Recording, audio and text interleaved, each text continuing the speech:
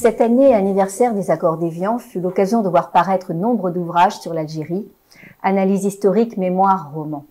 Tous font la part belle à la contextualisation et aux données historiques. Mais aujourd'hui, nous allons nous intéresser à un ouvrage qui restitue le souvenir du pays perdu à travers une mémoire poétique et onirique, celle d'un vieil homme de 90 ans, Salomon, qui se raconte dans un café parisien à une jeune femme, une orpheline, Lila, avec laquelle il partage des origines communes.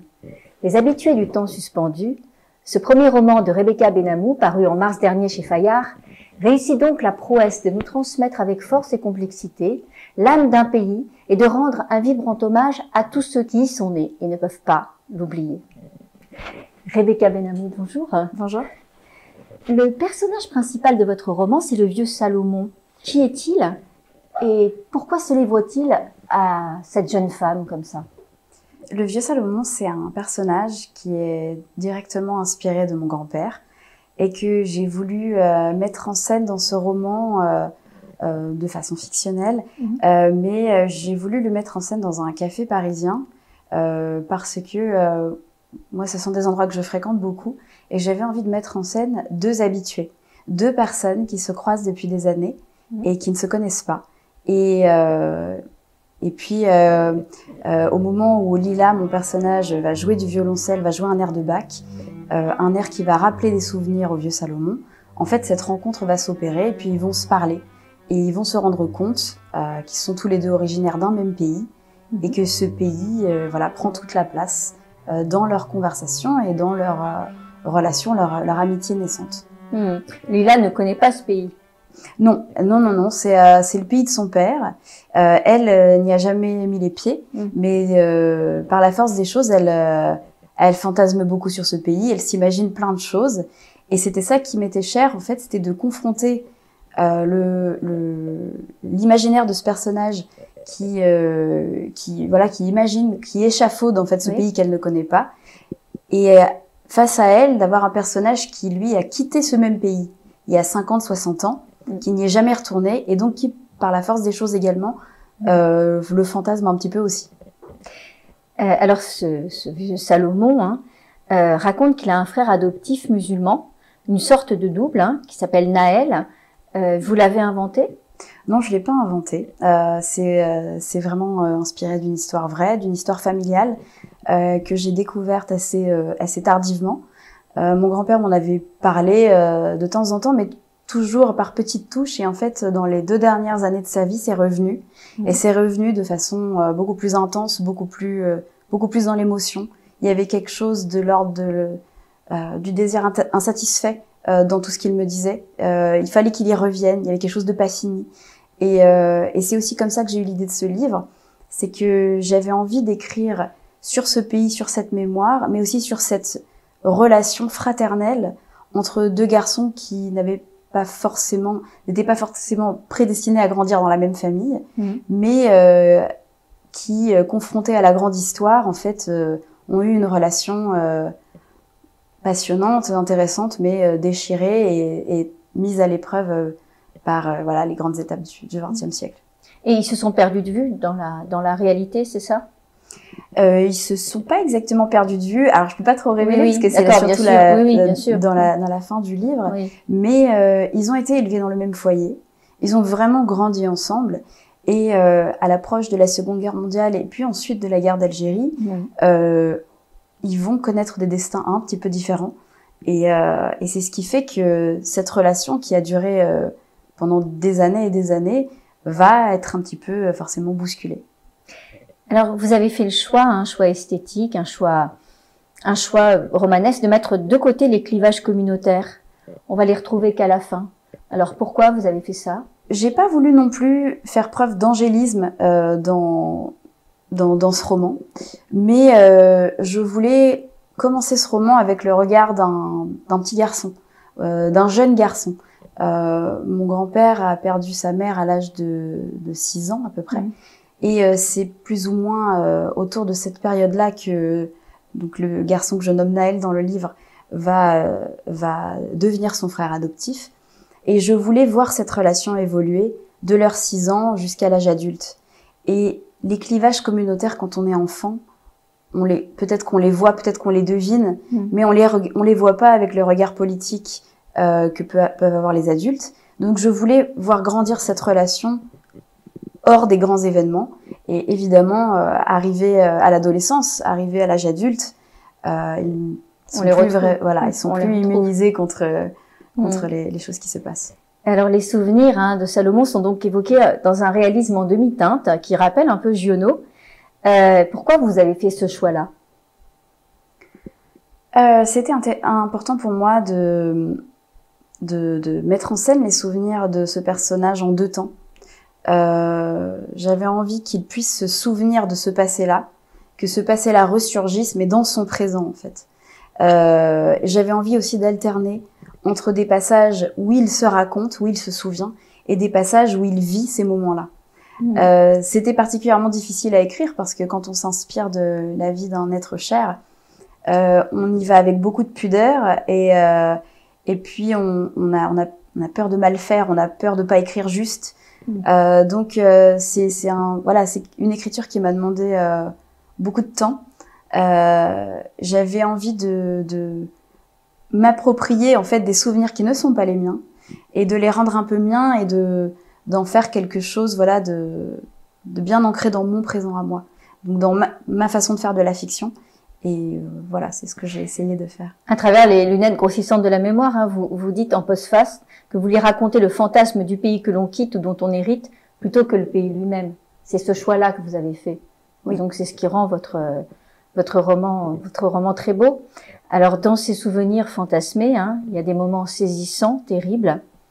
L'Oued qui sort de son lit et qui fait que le trauma est tel pour le personnage principal qui toute sa vie il dormira avec la main par terre. C'est quelque chose qui est vraiment. C'est une histoire vraie. Mon grand-père, je l'ai toujours connu en train de soit de faire la sieste ou de s'endormir avec le bras qui touche presque le sol pour s'assurer que les os ne monteront jamais plus pendant son sommeil et donc ne mettront pas sa vie en danger ou la vie de ses proches. Et c'est un détail en fait qui m'avait énormément marqué en grandissant, que j'ai repris donc pour le personnage de ce livre. Et pour revenir à ce que vous disiez avant, évidemment pour moi c'est un pays fantasmé parce que je ne me suis pas rendue en Algérie. Et j'ai fait le choix de raconter ce pays à travers le miroir grossissant de la mémoire, parce que si j'y avais été pendant l'écriture de ce livre, j'aurais pas écrit le même livre. À la base, moi, je suis journaliste. Donc, si en fait je m'étais confrontée au réel, eh bien, cette écriture-là, j'aurais pas pu me la permettre. Donc, j'avais vraiment envie de rester dans ma bulle en fait de souvenirs, de choses que j'ai reçues, en héritage, des affects, des photos, de me cantonner à ça. Et après la publication de ce livre, un jour de franchir le pas et d'aller en Algérie, mais je voulais pas y aller avant. Et donc, dans ce livre-là, c'est des souvenirs qui ont été mis en scène et mis en récit, mis en fiction, et qui sont une sorte de petite bulle dans le temps comme ça. Il y a donc ce passage de l'Oued, donc je sais pas de quel village il s'agit, vous le dites pas. Ce passage de l'Oued, il y a vraiment des visions terrifiantes. On a la vision de la maman et du petit bébé qui se sont noyés avec les cheveux qui goûtent. Ça, votre grand-père vous l'a raconté ou... Oui, ce sont des choses qu'il m'a racontées. Il faut savoir que dans ce qu'il appelait l'arrière-pays, pour les gens qui vivaient près de l'Oued, il pouvait arriver qu'il y ait beaucoup de morts en fait quand il y avait la crue de l'Oued, des gens qui savaient pas nager ou des choses comme ça. Il m'avait toujours dit l'Oued apporte la vie et puis apporte la mort également, et c'est quelque chose que les gens de l'arrière-pays connaissaient bien. En l'occurrence, c'est vrai que dans les débuts de la vie de mon grand-père, il y a eu énormément de drames, de deuil qui l'ont forgé, mais qui l'ont jamais empêché et là c'est pas pour tomber dans le cliché, mais de garder une âme d'enfant. Et moi, c'est toujours quelque chose qui m'avait fascinée et que j'ai essayé de mettre en scène à travers le personnage de Salomon. C'est que c'est resté quelqu'un qui s'est toujours émerveillé de tout et qui était un extraordinaire conteur par ailleurs. Et c'est ce que j'ai essayé de faire, c'était de mettre en scène un personnage qui se raconte avec générosité, et en même temps avec beaucoup de pudeur. Mais on le retrouve chez vous. Il vous a transmis ça. Il y a aussi des moments d'une extrême douceur hein, qui sont centrés sur des figures féminines, toutes bienveillantes.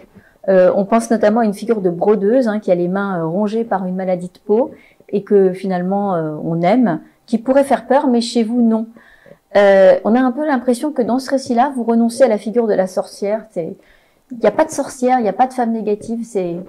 Vous l'avez remarqué? Oui, c'est possible. C'est peut-être une façon détournée de rendre hommage aux femmes de ma famille. Le personnage que vous décrivez, donc elle s'appelait Estrella et on l'a surnommée Tante Étoile. Et c'est inspiré d'une femme qui a été dans ma famille, dont on m'avait raconté voilà qu'elle avait cette maladie des mains et qu'elle était à la fois une brodeuse d'une grande finesse. Et ça m'avait juste fascinée. Et en fait, j'avais envie de montrer tous ces personnages de femmes qui entourent le jeune Salomon après la mort de sa mère et qui vont lui apporter cet amour maternel, qui vont lui apporter ce côté enveloppant, chaleureux, méditerranéen de toutes ces femmes qui savent qu'il est orphelin, mais voilà, qu'il est quand même entouré. Et c'est cet amour-là que j'avais envie de montrer. Mais, on le voit bien, d'ailleurs, son frère adoptif en bénéficie aussi. Et bon, c'est ce qui rend le récit très beau. Pour autant, dans votre ouvrage, l'histoire ne disparaît pas. On sent que vous êtes très bien documenté. Par exemple, on vit la bataille de Monte Cassino à travers les yeux de Salomon. Il vous l'a raconté, ça, votre grand-père? Et alors, il me l'a raconté dans les plus grands détails possibles. Mon grand-père se rappelait jusqu'au numéro de la plaque d'immatriculation de son camion. Enfin, il se rappelait absolument de tout. Il a fallu également me documenter, évidemment, parce que j'avais envie d'être crédible. J'avais toujours ce côté à vouloir me sentir légitime quand j'écris quelque chose, et bon, j'y étais pas dans cette bataille, donc il a fallu me documenter particulièrement. Et j'avais envie de respecter cette mémoire et d'en être digne. Et pour en être digne, il fallait pas écrire n'importe quoi. Donc c'était très important pour moi d'écrire sur ce sujet-là, parce que cette bataille précisément, cette bataille de Monte Cassino l'a hanté jusqu'à la fin de sa vie. Et c'est là qu'il a rencontré ses frères d'armes, des gens avec qui il est resté ami jusqu'à ses derniers jours. Et c'est ces relations-là m'ont marqué, en fait. Et il nous en parlait à moi et à tous ses autres petits-enfants toutes les semaines, tout au long de sa vie. Et c'est quelque chose, voilà, ces histoires-là, nous, on les connaît par cœur. Et donc ça a été à la fois difficile de le mettre en scène parce que je voulais être crédible, mais pas difficile du tout parce que ces histoires, je les entends depuis que je suis née. Et donc j'avais envie, entre guillemets, d'en faire quelque chose.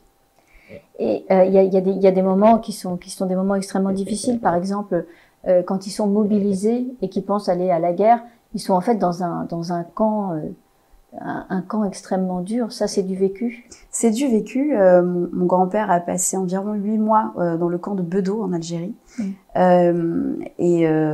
C'était un camp de travaux forcés où on les affamait, où on en torturait certains. Donc, c'est un épisode peu connu du grand public, on va dire. C'est cette partie de l'histoire de l'Algérie française, des camps tenus par des vichistes. Alors que ils étaient censés combattre pour la France libre. Tout à fait. Donc c'est vraiment paradoxal, ça m'a beaucoup étonné. C'est totalement paradoxal. Ils ont été mobilisés en tant que soldats français, mais ont été tout de suite mis dans ces camps. Et à la veille de la campagne d'Italie, en fait, ils ont été récupérés et ils sont partis ensuite vers la Monte Cassino et tout ce qui en suit. Mais en effet, c'est un épisode très controversé et très très peu connu. Oui, et donc qui a vraiment le mérite d'être très bien développé par vous. Et puis il y a un autre moment terrible, c'est la mort de Lisette, en fait, de la cousine. Ça, il y a des gens de votre famille qui ont été enlevés, tués. Il y a eu en effet des enlèvements et ce n'est pas uniquement le cas de ma famille. Il y a eu des enlèvements de juifs, il y a eu des enlèvements d'Européens plus largement à l'approche de l'indépendance en 62.